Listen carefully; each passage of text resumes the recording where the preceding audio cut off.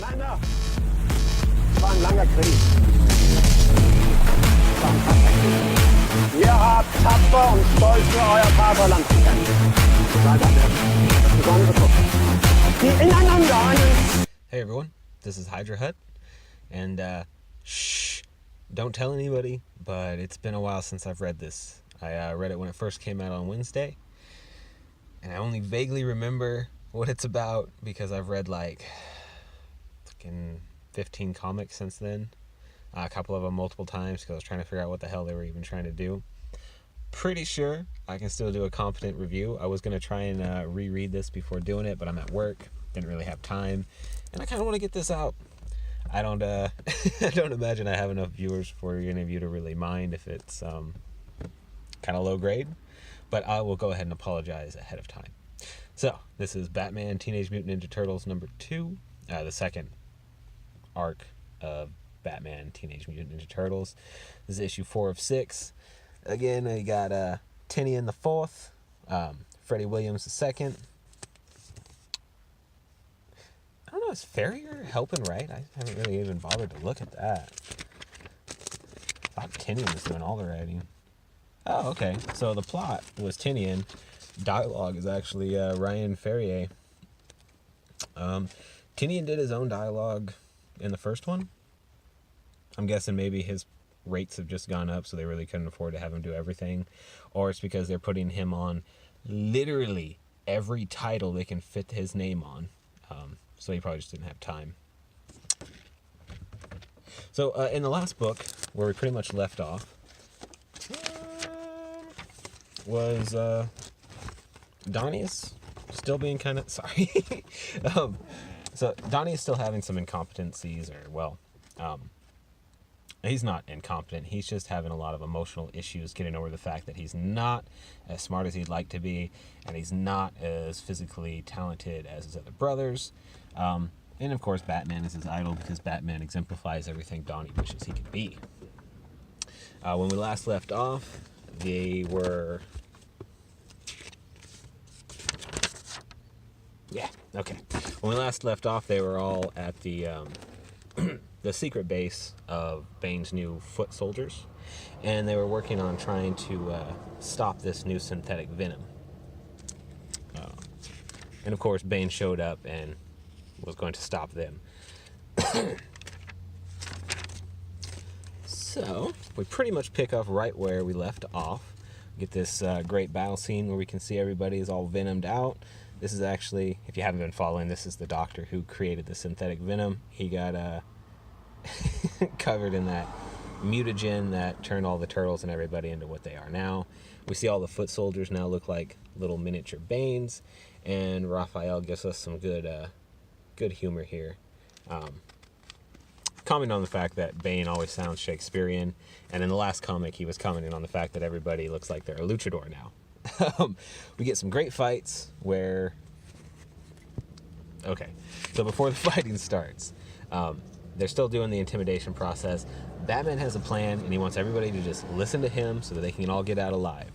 But of course, this is BeBop or Rocksteady? Pretty sure this one's BeBop. Yeah, he goes over and starts harassing Damian Wayne. Damian don't play like that. He sets a little explosion on top of BeBop's arm and starts counting down, causing his venom to blow, and of course instigates instant offense from everybody. So that's when the action starts. This is where Freddy's art really shines. I guess that's wrong. Freddy's art always shines. This is a great combat scene though. Lots of action, lots of stuff to look at. Bane is being a badass, tangling with everybody. I'm sorry, I was just focusing on some of the small stuff here. So, the Turtles, for the most part, get a proper thrashing from the Batman villain. But they do eventually escape with their lives. Donnie actually manages to steal some of the venom. And once they... look at this. This starts off basically with a fight, and we have 1, 2, 3, 4, 5, 6, basically 8 pages of combat, where we're still managing to maintain story and keep things interesting before we finally go back to the hideout. And this is where they all kind of realize that they're not playing with the standard Foot, they're not playing with standard Bane. These guys are serious, they're the real deal, and we're all kind of screwed. Batman still thinks he has a plan, but Donnie thinks he has the real plan, and he busts out a jar of venom that he happened to steal. And he says he got enough that they could all use it, and they could all be on equal grounds as Bane and his boys. Batman is, of course, massively against this. He tries to explain to them just how bad this stuff really is, because he knows that they can't comprehend the level of evil that this stuff can bring, especially now in its new synthetic form.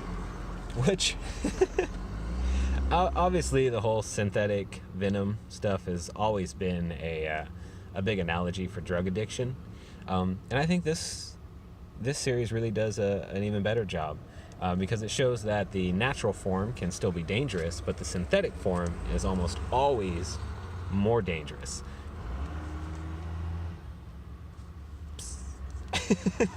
But anyway, everybody tells Donnie that it's a terrible idea, and they think they've all decided that they're not going to use the venom.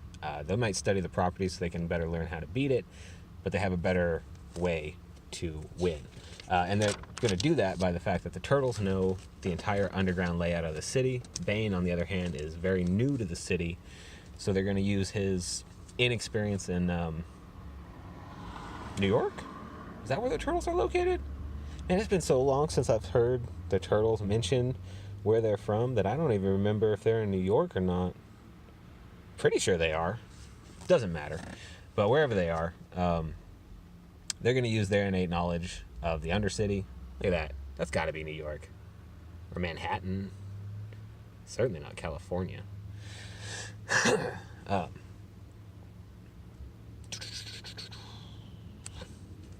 Yes. They're going to use their... I'm sorry, I keep doubling back like that. I just distract myself. They're planning on using the Undercity so that they can basically head off Bane's troop or army and cause heavy damages. At the same time this is happening, we see Shredder's daughter. She's also trying to mobilize the Foot Clan, and her plan is to take down Bane and get back the people that should be following her. They're trying to... she's basically asking where Bane is hiding, and that's when we find out that Bane is not hiding. Bane wants everybody to find him. And we get this sweet shot of them dropping Bane's mask over the top of the Statue of Liberty. So now we have the statue of Luchadore. Great ad for Brave and the Bold. If you guys haven't read it, read it. It's fantastic. And as the issue is ending, we get this nice scene where Batman is consoling Donatello and really helping him come to terms with the fact of how strong all these people are. And Donnie's finally getting in. Oh, I messed up. It's not Donatello. It's Michelangelo that he is consoling.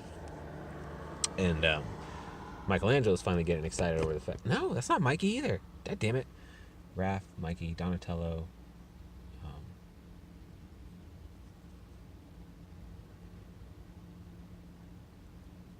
Leonardo.